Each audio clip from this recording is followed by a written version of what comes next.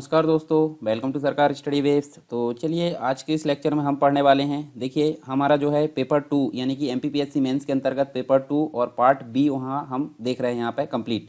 इसके बारे में देखिए यहाँ पे तो पहली यूनिट हमारी चल रही है। पहली यूनिट के अंतर्गत हमारा जो पहला टॉपिक है जिसके अंतर्गत हम देखें तो भारतीय कृषि उद्योग और जो सेवा क्षेत्र है उससे संबंधित मुद्दे और उसके हम जो है पहल यानी कि क्या क्या उसके संबंध में समाधान है, जो समस्या है उसके संबंध में समाधान। तो हमारा कृषि से संबंधित सारी चीज़ें यहाँ पे कंप्लीट हो चुकी है। अब हम बात करेंगे किसकी, दूसरा जो टॉपिक है इसी के अंतर्गत जो सब टॉपिक है जिसके अंतर्गत बात करें तो उद्योग की। तो उद्योग के बारे में हम यहाँ पे कंप्लीट डिटेल में बात करेंगे। तो यानी कि उद्योग के अंतर्गत हम बहुत सारी चीज़ें बेसिक जानकारी देखेंगे जो कि आपको प्रीलिम्स में भी काफ़ी काम आने वाली है और मेंस में भी जो आंकड़े होते हैं और सारी चीज़ें जो होती है वहाँ पे। इसके अलावा हम देखेंगे इसके जो मुद्दे हैं और उसकी जो पहल है, यानी कि यहाँ पे हम देखेंगे बहुत सारी समस्या देखने को मिलती है वर्तमान में उद्योग क्षेत्र में। क्योंकि हमारा जो भारत है, भारत की अगर बात करें तो भारत में हमको देखिए एक तो प्राइमरी यानी कि प्राइमरी जो सेक्टर है वो देखने को मिलता है, एक तो सेकेंडरी देखने को मिलता है और एक मिलता है टर्शियरी। तो देखिए भारत में एक प्राइमरी सेक्टर डेवलप हुआ था, उसके बाद हम सेकेंडरी सेक्टर यानी उद्योग क्षेत्र को लांघकर सीधे कहाँ पहुँच गए, टर्शियरी यानी सेवा क्षेत्र में हम यहाँ पे पहुँच गए। तो सिंपल सी बात है, यहाँ हमको जो है बहुत सारी समस्याएं यहाँ पे देखने को मिलेगी।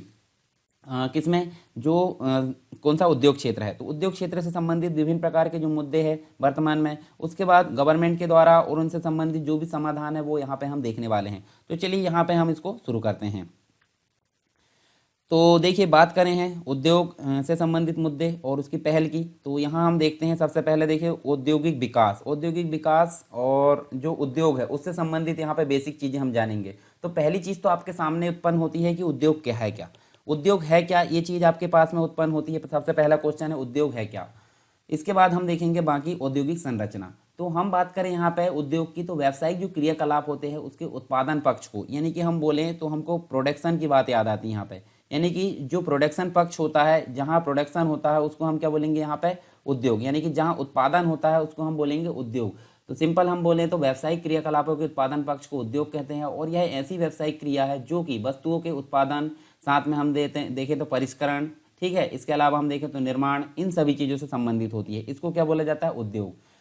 जो यहाँ पे हम देखें तो ये जो उत्पाद होते हैं वो उपभोक्ता तथा पूंजीगत वस्तुएं दोनों हो सकती है। यानी कि एक तो वो उत्पाद भी हो सकते हैं, उपभोक्ता भी हो सकते हैं और पूंजीगत वस्तुएं भी हो सकते हैं। इन सभी को यहाँ पे उद्योग की कैटेगरी में देखने को मिलता है। फिर हमको देखने को मिलती है कौन सी, उपभोक्ता वस्तुएं यानी कि कंज्यूमर गुड्स क्या होता है। तो इसके अंतर्गत वे सभी वस्तुएं शामिल की जाती है जिनका उपयोग अंततः उपभोक्ता द्वारा किया जाता है। यानी कि कोई भी वस्तु जिनका उपभोग जो है उपभोक्ता के द्वारा यहाँ पे किया जाता है उसको हम यहाँ क्या बोलेंगे, उपभोक्ता वस्तुओं बोलेंगे, यानी कि कंज्यूमर गुड्स बोलेंगे। लाइक उदाहरण के तौर पे अगर हम देखें तो अनाज एक ऐसी वस्तु है जो उपभोक्ता द्वारा अंतिम रूप से उपयोग की जाती है। कपड़ा भी हम यहाँ देखें तो कपड़ा भी हमको इसके अंतर्गत देखने मिलता है। साथ में सौंदर्य से संबंधित जो चीज़ें देखने को मिलती है, सौंदर्य यानी कि ब्यूटी पार्लर से संबंधित जो भी चीज़ें हमको देखने को मिलती है वो इसके अंतर्गत शामिल की जाती है। तो हम सिंपल क्या बोल सकते हैं, उपभोक्ता यानी कि वे सभी वस्तुएं जिनका उपयोग अंततः उपभोक्ता द्वारा किया जाता है उपभोक्ता वस्तुएं कहलाती है। जैसे अनाज है, कपड़ा है, सौंदर्य प्रसाधन, इन सभी चीज़ों को हम बोलेंगे उपभोक्ता वस्तुएं।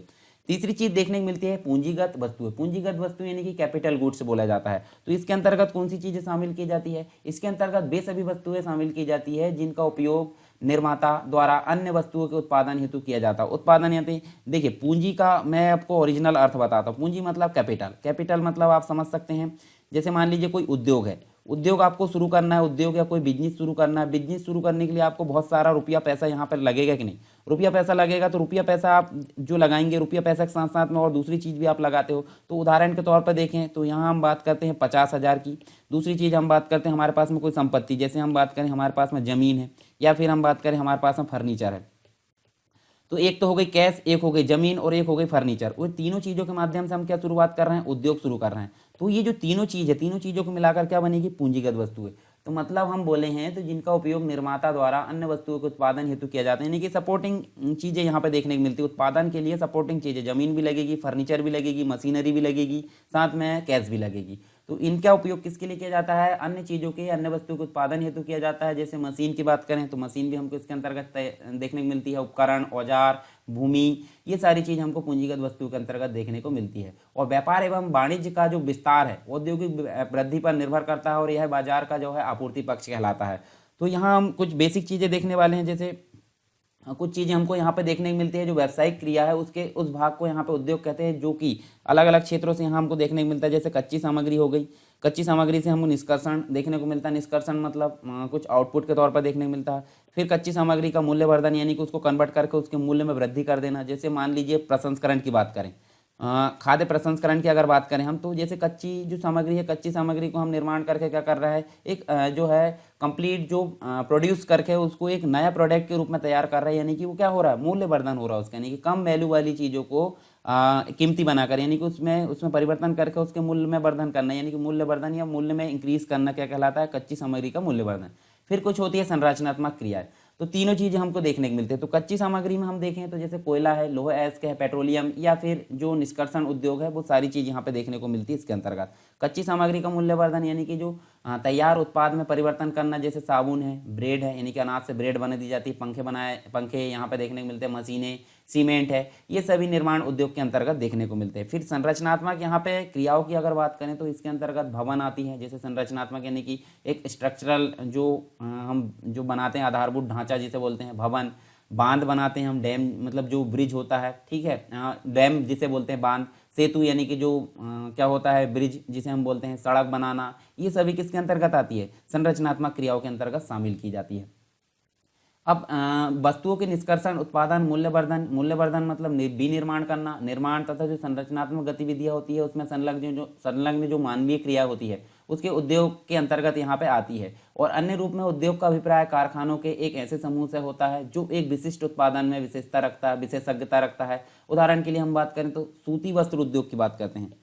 जो सूती वस्त्र उद्योग होता है, यानी कि ये जो इसमें कपास का प्रयोग होता है, तो यहाँ पे देखिए सूती वस्त्र बनाने वाले जो सभी कारखाने हैं सूती वस्त्र उद्योग के अंश है, और सीमेंट बनाने वाले कारखाने सीमेंट उद्योग के अंश माने जाते हैं। तो ये सारी चीज़ हमको देखने को मिलती है किसके अंतर्गत, जो व्यावसायिक क्रिया है उसके मतलब जो भाग है उद्योग के अंतर्गत, ये चीज़ हमको देखने को मिलती है। अब बात करते हैं भारतीय औद्योगिक क्षेत्र यानी कि इंडियन इंडस्ट्रियल सेक्टर की अगर बात करें तो यहाँ पे हमको अलग अलग प्रकार के सेक्टर देखने को मिलते हैं। तो जैसे कि आपको पता है हमारे भारत की जो अर्थव्यवस्था है वो एक प्रकार की क्या है, मिश्रित अर्थव्यवस्था की श्रेणी में आती है। और इस व्यवस्था में उत्पादन के दो क्षेत्र देखने को मिलते हैं। तो दो क्षेत्र तो अगर देखें तो यहाँ पहला क्षेत्र तो आपके सामने दिख रहा है सार्वजनिक क्षेत्र, जो कि गवर्नमेंट के अंतर्गत यहाँ देखने को मिलता है। दूसरा क्षेत्र हम देखें तो यहाँ पे हमको देखने को मिलता है निजी क्षेत्र है, ठीक है। तो ये चीज़ हमको यहाँ पे देखने को मिलती है। देखिए हमने बात करें यहाँ पे, एक तो होता है सार्वजनिक क्षेत्र जिसका कंट्रोल होता है सार्वजनिक यानी गवर्नमेंट जो रहती है सरकार के अंतर्गत आता है, और दूसरा जो क्षेत्र होता है वो निजी क्षेत्र यानी कि एक प्राइवेट सेक्टर के अंतर्गत आता है। उसके अलावा भी दो चीज़ें और देखने को मिलती हैं हमको जो कहलाते हैं संयुक्त क्षेत्र। संयुक्त क्षेत्र का मतलब होता है जो निजी और सार्वजनिक दोनों की भागीदारी से यहाँ पे रन होते हैं। और चौथे जो क्षेत्र होते हैं वो होते हैं सहकारी क्षेत्र। तो इन सभी के बारे में हम बेसिक तौर पर यहाँ पे जानने वाले हैं। तो देखिए पहली चीज़ तो हम देखेंगे सार्वजनिक क्षेत्र के बारे में, दूसरी चीज़ हम देखेंगे निजी क्षेत्र के बारे में। तो यहाँ देखिए सार्वजनिक तथा निजी क्षेत्र के मध्य जो भेद है संसाधनों के स्वामित्व तथा क्रियाकलापों के आधार पर यहाँ देखने को मिलता है। उसके अलावा हम अगर बात करें यहाँ पे सबसे पहले तो सार्वजनिक क्षेत्र की हम बात करेंगे, यानी कि हम बात करें पब्लिक सेक्टर की, इसको बोला जाता है इंग्लिश में पब्लिक सेक्टर। तो यहाँ देखिए सार्वजनिक जो क्षेत्र होता है उसके अंतर्गत हमको देखिए यहाँ पे जो उद्यम होते हैं, यानी कि जो अंतर्गत उसके जो भी उद्यम होते हैं वो सरकार का उसमें स्वामित्व होता है। जबकि निजी क्षेत्र की अगर बात करें तो उसमें जो उद्यम होते हैं उसमें व्यक्तिगत या निजी स्वामित्व देखने को मिलता है। कुछ ऐसे संयुक्त उद्यम हुए हैं इसके अंतर्गत देखें तो कुछ ऐसे संयुक्त उद्यम होते हैं जिन पर अंशतः सार्वजनिक स्वामित्व और अंशतः निजी स्वामित्व देखने को मिलता है संयुक्त उद्यम की अगर बात करें, जो कि हम यहाँ पे देखने वाले हैं आगे चलकर। इसके अलावा प्रत्येक के क्षेत्र के अंतर्गत देखें तो यहाँ पे जो स्वामित्व होता है उसकी दृष्टि से भी अनेक प्रकार के संगठन देखने को मिलते हैं। जैसे सार्वजनिक क्षेत्र के अंतर्गत कुछ उद्यम जो होते हैं विभागीय क्षेत्र में आते हैं। विभागीय मतलब अलग अलग विभाग होते हैं, जैसे उदाहरण के रूप में देखें रेलवे विभाग आप देख सकते हैं, डाक विभाग, तार विभाग, ये सभी देखने को मिलता है। और मंत्रालय के अधीन यहाँ पर देखने को मिलते हैं। ऐसे विभागेतर उद्यम भी है जिन्हें हम जो है संसद द्वारा पारित अधिनियमों के अधीन, यानी जो पार्लियामेंट होती है, पार्लियामेंट के अंतर्गत भी यहाँ पे अधिनियम बनाकर उनको रन करते हैं, ठीक है, सार्वजनिक निगमों के रूप में स्थापित किया जाता है। इसके अलावा निजी क्षेत्र में पब्लिक लिमिटेड कंपनी तथा जो प्राइवेट लिमिटेड कंपनी है जैसे संगठन भी यहाँ देखने को मिलते हैं। अब यहाँ अगर बात करें हम देखिए सार्वजनिक क्षेत्र की, तो यहाँ पे देखिए सरकार का स्वामित्व होता है, विभाग, ये सारी चीज़ हम देख चुके हैं। और यहाँ पे देखें सार्वजनिक क्षेत्र की कुछ समस्याओं की बात करें तो यहाँ विभिन्न प्रकार की समस्या हमको देखने को मिलती हैं। तो समस्या आपको याद रखना विशेष तौर पर, क्योंकि हमको जो उद्योग है, उद्योग से संबंधित यहाँ पे हम मुद्दे और पहल के बारे में बात कर रहे हैं, तो हमारा मुख्य फोकस वहाँ रहना चाहिए। बाकी जो बेसिक चीज़ें आपके सपोर्टिंग एक्टर की यहाँ पे भूमिका निभाएगी। तो देखिए पहली चीज़ क्या देखने को मिलती है यहाँ पे, प्रबंधकों की कमी, यानी कि प्रबंधन के उच्च स्तर पर जो प्रबंधक है उनकी निरंतर सेवा अवधि का ना होना, यानी प्रबंधकों की कमी यहाँ देखने को मिलती है। पहली समस्या तो ये देखने को मिलती है, ठीक है, मतलब मैनेजमेंट अच्छी तरीके से नहीं हो पाता। फिर देखें यहाँ पे तो उद्देश्यों में अस्पष्टता, उद्देश्यों में अस्पष्टता यानी कि उनका जो फोकस होता है वो वहाँ पे स्पष्ट नहीं होता है और गलत वे में वो चले जाते हैं, तो इसलिए यहाँ पे हमको जो है ये समस्या के रूप में देखने को मिलती है। तीसरी चीज़ अगर बात करें तो व्यवहार में टकराव, व्यवहार में टकराव मतलब राजनीतिक विचारधारा और जो वर्तमान प्रबंधकीय व्यवहार है उसमें दोनों में यहाँ पे टकराव देखने को मिलता है। इसके साथ ही हम देखें तो राजनीति का जो है यहाँ पे प्रभाव देखने को मिलता है, यानी नीति निर्धारण जब भी होता है तो वहाँ पे राजनीति बीच में टांग अड़ा देती है, यानी राजनीति का अधिक प्रभाव वहाँ पे देखने को मिलता है, इसलिए सार्वजनिक क्षेत्र में ये समस्या के रूप में देखने को मिलता है। इसके अलावा पृथक कीमत नीति, पृथक कीमत नीति का मतलब क्या है, इसके द्वारा उत्पाद मूल्य निर्धारित होना है, ये सारी चीज़ हमको देखने को मिलती है। साथ ही हम देखें तो मितव्ययिता का लाभ नहीं होता यहाँ पे, तो उत्पादन क्षमता का अल्प प्रयोग होना तथा इसके कारण बड़े पैमाने पर यहाँ मितव्ययिता जो मितव्ययी है, यानी कि जो सही ढंग से जो यूटिलाइज होता है जो पैसे का, उसका लाभ यहाँ पे नहीं मिल पाता। अनुपयुक्त यहाँ पे स्थान, यानी कि परियोजना निर्माण के लिए समय जो है अनुपयुक्त स्थान का चुनाव किया जाना, एवं यहाँ हम देखें तो लागत अनुमान और जो वास्तविक व्यय है, वास्तविक व्यय के मध्य अधिक अंतर होना, साथ ही परियोजना निर्माण में भी निर्धारित समय से अधिक समय लगना, ये सारी चीज़ हमको देखने को मिलती है। इसके अलावा हम देखें तो अनुपयुक्त तकनीक देखने को मिलती है, परियोजना के लिए जो उपयुक्त तकनीक है उसका चुनाव यहाँ पे देखने को नहीं मिल पाता, ये भी समस्या के रूप में देखने को मिलता है। फिर हम देखें तो आवश्यकता से अधिक श्रमिक, जैसे देखिए जब भी आप सार्वजनिक क्षेत्र की अगर बात करें, पब्लिक सेक्टर की बात करें, तो वहाँ पे कुछ लोग ऐसे भी मिल जाएंगे जो सिर्फ तनख्वाह के बेस पे यहाँ पे काम करते हैं, तनख्वाह बेस पे, यानी कि नॉर्मली अगर बात करें तो वो जो है आलसी लोग जो है वहाँ पर ज़्यादातर आपको देखने को मिलेंगे पब्लिक सेक्टर में, क्योंकि उनको तो पता है हम काम करें या ना करें महीने के अंत में हमको सैलरी मिलना ही है। तो कुछ ऐसे श्रमिक या ऐसे एम्प्लॉय भी वहाँ देखने को मिलते हैं जो कि काम नहीं भी करने वाले होते हैं, आलसी होते हैं, तो यहाँ आवश्यकता से अधिक श्रमिक देखने को मिलते हैं, यानी सार्वजनिक क्षेत्र के उपक्रमों में आवश्यकता से अधिक श्रमिक यहाँ पर नियोजित किए जाते हैं।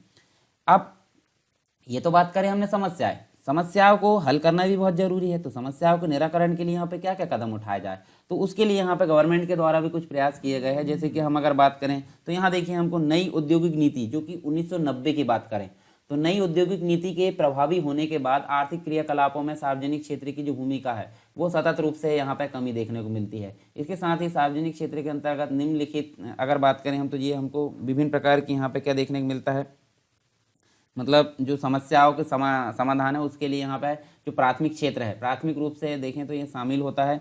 और क्या क्या चीज़ें इसके अंतर्गत शामिल होती है, जैसे आधारभूत संरचना की बात करें तो आधारभूत संरचना होनी चाहिए, वस्तु एवं सेवाएं यहाँ देखने को मिलती है, आवश्यकता आधारित ये सारी चीज़ होना चाहिए। इसके अलावा हम देखें तो कच्चे तेल एवं जो खनिज है संसाधन है उसके विकास व उत्पादन क्षमताओं को विकसित करना चाहिए।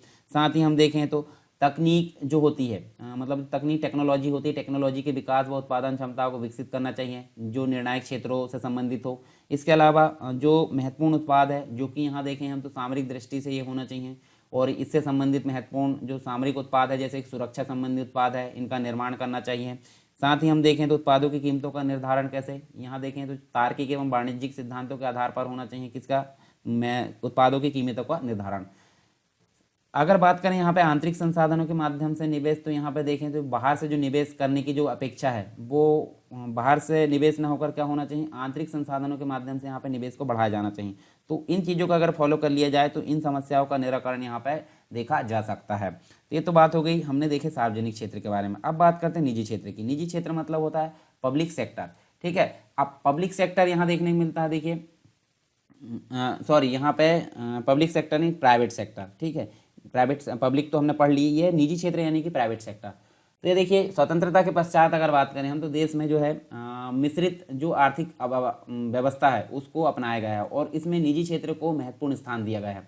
वर्ष 1948 की बात करते हैं। वर्ष 1948 की जो औद्योगिक नीति आई थी उसमें क्या उल्लेखित था, तो उसमें उल्लेखित था कि समुचित रूप से निर्देशित और नियंत्रित जो निजी उद्यम है उसको अर्थव्यवस्था में महत्वपूर्ण भूमिका निर्वाह करनी है। ये सारी चीज़ हमको देखने को मिलती है किसके अंतर्गत, वर्ष 1948 की जो औद्योगिक नीति है उसके अंतर्गत।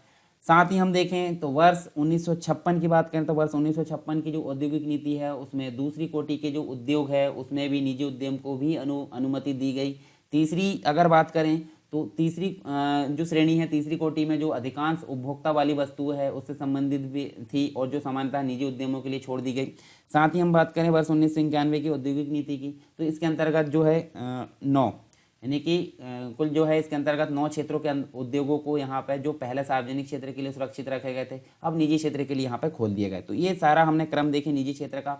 इसके साथ ही प्रारंभ में बात करते हैं नियोजन, यानी जो प्लानिंग होती है उसके अंतर्गत जो मुख्यतः उपभोक्ता वस्तु उद्योगों को ही निजी क्षेत्र में रखा गया, परंतु मध्यवर्ती वस्तुएं जो थी तैयार करने वाले और मशीनें बनाने वाले जो कुछ उद्योगों को भी इस क्षेत्र में बना रहने दिया गया और बाद में लाइसेंस व्यवस्था बहुत सीमा तक समाप्त कर दी गई, क्योंकि पहले लाइसेंस राज यहाँ पे चलता था। मतलब एक व्यक्ति अगर उद्योग लगाना चाहता है तो उसको विभिन्न प्रकार की प्रोसेस से गुजरना पड़ता था ताकि जो है वो उद्योग लगा सके। तो उस कारण बहुत से उद्योग वहाँ पे पनप नहीं पाते थे, परंतु धीरे धीरे जो है लाइसेंस राज को यहाँ पे खत्म कर दी गई, यानी कि उसकी सीमा थी वो समाप्त कर दी गई।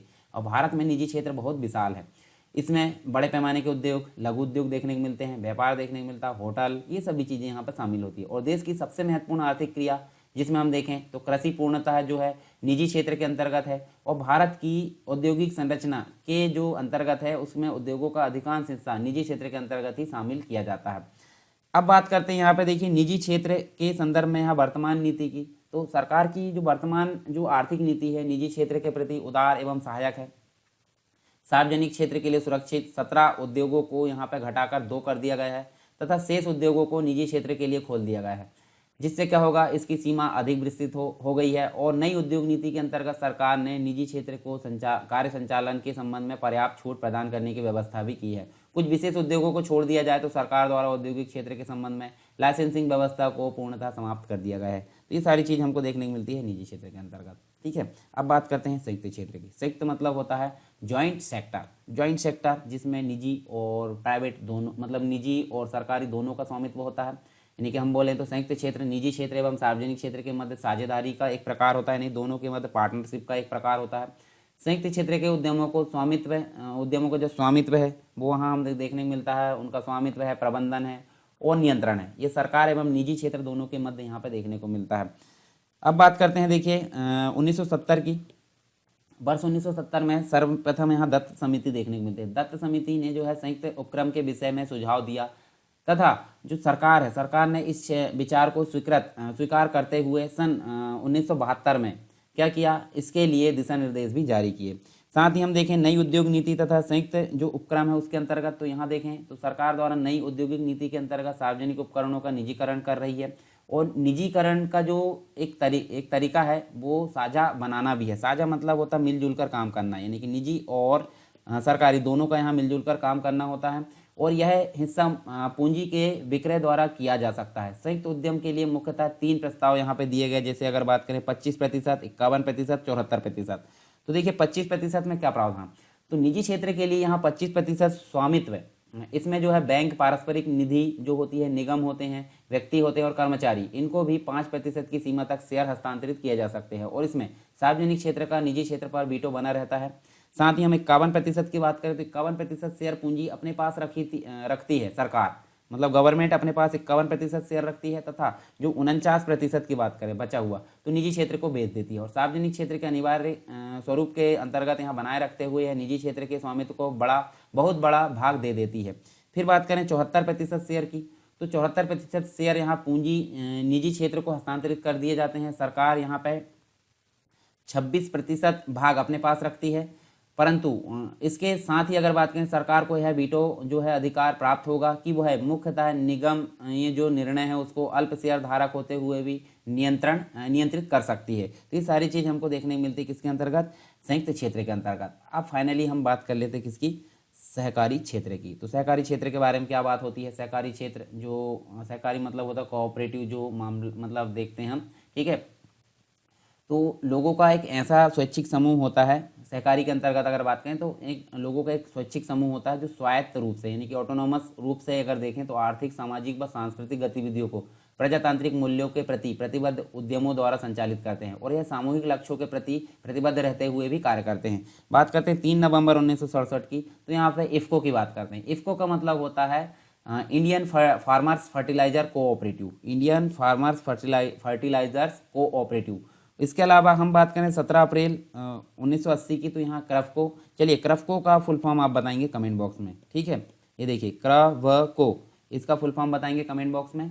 ये जो उर्वरक का एक था, ठीक है, मतलब एक इसको बोलते हैं, चलिए मैं ही बता देता हूँ, कृषक भारती कोऑपरेटिव इसको बोला जाता है। कृषक भारती कोऑपरेटिव उर्वरक विभाग के प्रशासनिक नियंत्रण में सहकारी क्षेत्र के 2 बहुराज्यीय उपक्रम हैं। और इस समय जो है पोषक तत्वों के संदर्भ में इफ्को की जो स्थापित है क्षमता 19 दशमलव देखें तो 19.77 इसकी जो क्षमता थी क्रफको की, इफ्को की क्षमता थी। इफ्को की क्षमता क्या थी? 19.77 यहाँ देखने को मिलती लाख टन नाइट्रोजन और 7.25 लाख टन फास्फेट यहाँ देखने को मिलती है।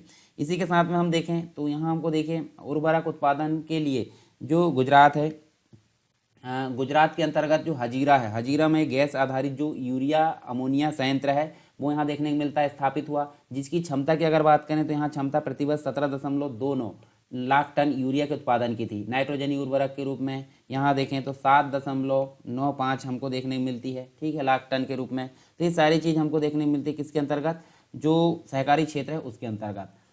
अब हम बात कर लेते हैं हमने क्या क्या चीज़ें यहाँ पे पढ़े हैं। बेसिक तौर पर हमने जो उद्योग है उससे संबंधित चीज़ें यहाँ पे देखे हैं, ठीक है। उद्योग क्या होता है, उपभोक्ता वस्तुएं क्या होती है, पूंजीगत वस्तुएं क्या होती है वो हमने देखें, और उसके बाद उपभोक्ता जो क्रिया है वो क्या क्या आती है वो हमने देखे यहाँ पे।